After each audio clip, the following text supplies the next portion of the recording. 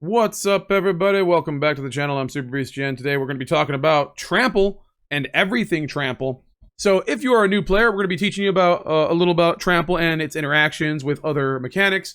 If you are a veteran player and you already know this, then this video obviously isn't for you. But stick around because you might learn something you may not have known. We're going to use the Trumpeting Carnosaur as our example today. It's a 7/6 for 4 and 2 red. It has Trample.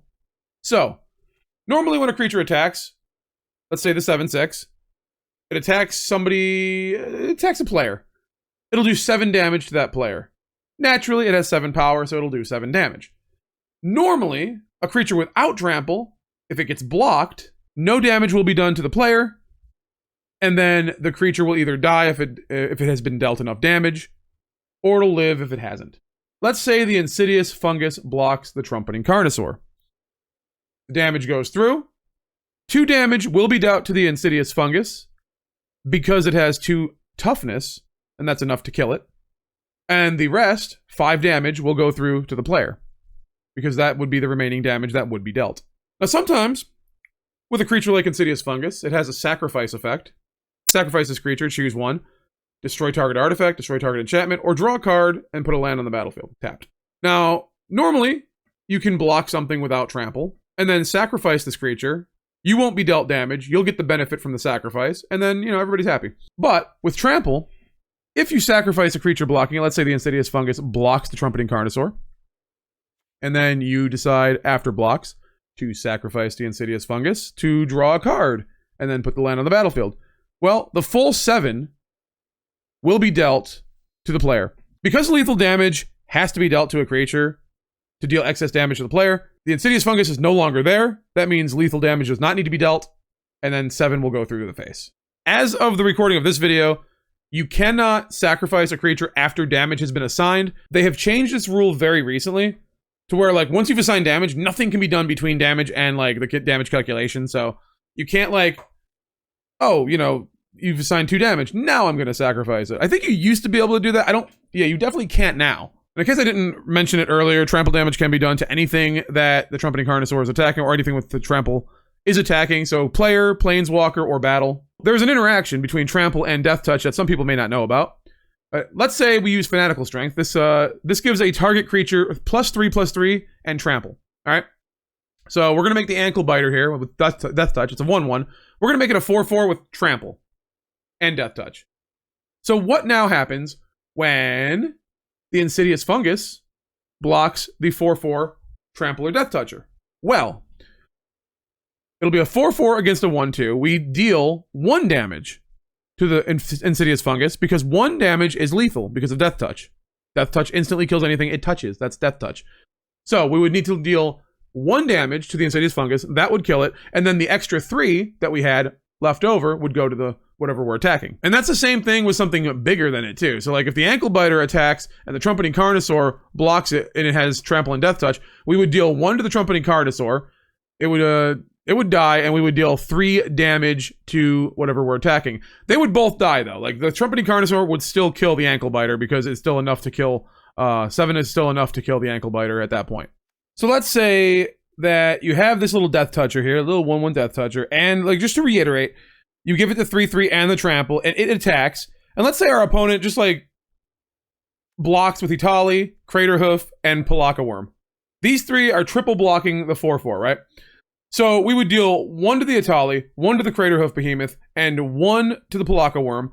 And then we would also deal 1 to the player because 1 damage is lethal on each of these creatures. And also, if the opponent has Itali and Craterhoof and Palaka on the field, you're probably in trouble anyways, and, dealing 1 trample damage to your opponent, probably the least of your worries. If Trumpeting Carnosaur attacks and something like the Luxa Embodied, legendary creature god with reach, trample, and I was going to say reach, trample, and indestructible blocks. Let's say it's a base 6/6, let's say it hasn't been powered up yet. 6/6 with indestructible blocks the 7/6 with trample. We still need to deal 6 damage to the creature with indestructible, and then 1 would still move on to whatever we're attacking. So the indestructible creature, you still need to deal what would be lethal damage before you can you don't have to deal 7 to it. You know what I'm saying? Like, so like you don't have to like, oh, because it can't be killed, you don't have to deal everything to the indestructible creature. You can still deal the one to the player, but the indestructible creature will not die from it. So they'll still have a blocker next turn, but you'll still deal a little bit of damage. The Luxa Embodied would kill the Trumpeting Carnosaur back, though.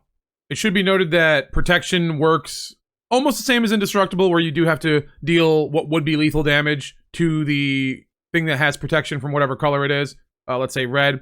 You would still have to deal what would be lethal, what would be considered lethal, and then you would deal the rest as trample damage over to the opponent. The thing with protection would not take damage, because some things with protection cannot take damage from things that they are protected from, but you would still do the excess damage. And it also should be noted that you do not have to deal the trample damage to whatever it is you're trampling over to. Like, I don't know why you would. There could be some instances where this would be beneficial, but you can deal all 7 damage to a creature.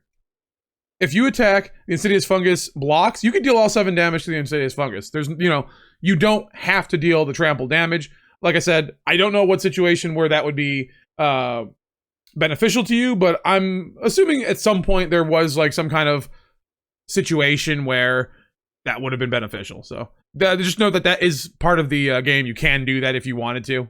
Let's say you were able to give the Trumpeting Carnosaur double strike, so it can attack basically twice. So you would do first strike damage and then regular damage. Let's say it's blocked by the Insidious Fungus, and let's say the Insidious Fungus gains indestructible somehow. There's maybe like a protection effect, like where it's gain indestructible and hexproof, whatever. We attack with the 7/6. The Insidious Fungus with indestructible blocks. This has double strike. We deal 2 to the Insidious Fungus and 5 to the opponent or whatever else we're attacking. Then, during the regular damage step, we would deal 7 to the opponent. We would not need to deal any more damage to the Insidious Fungus because lethal damage is already marked on the creature, even though the creature is not going to die. For double strike purposes, if the opponent does cast a protection spell on the Insidious Fungus, protection from red, and let's say the Trumpeting Carnosaur attacks with double strike, we would attack. We would try to assign 2 damage to the Insidious Fungus and 5 to the face. The Insidious Fungus would not take damage in this instance because it has protection, so it does not take damage, therefore damage isn't marked on it. And then during the normal damage step, we would have to deal 2 more damage to it. We would have to try to deal 2 more damage to it, and then 5 more damage to the face, because lethal damage is not marked on the Insidious Fungus at that point because it did have protection. Protection is different than indestructible, and they work in slightly different ways. And that brings us to the end of the video. I do believe that is everything you need to know about Trample. If I missed anything, please let me know in the comments. If there's any veteran players out there, any pro players, any people who know, I might have missed something. I'm human. It happens. So if there's anything I missed, please let me know in the comments. It would greatly help this video out. And don't forget to like, comment, subscribe, all that good stuff. If you want to see more of this, just let me know by hitting that like button and supporting the channel. We'll see you next time. Peace out and have a wonderful day.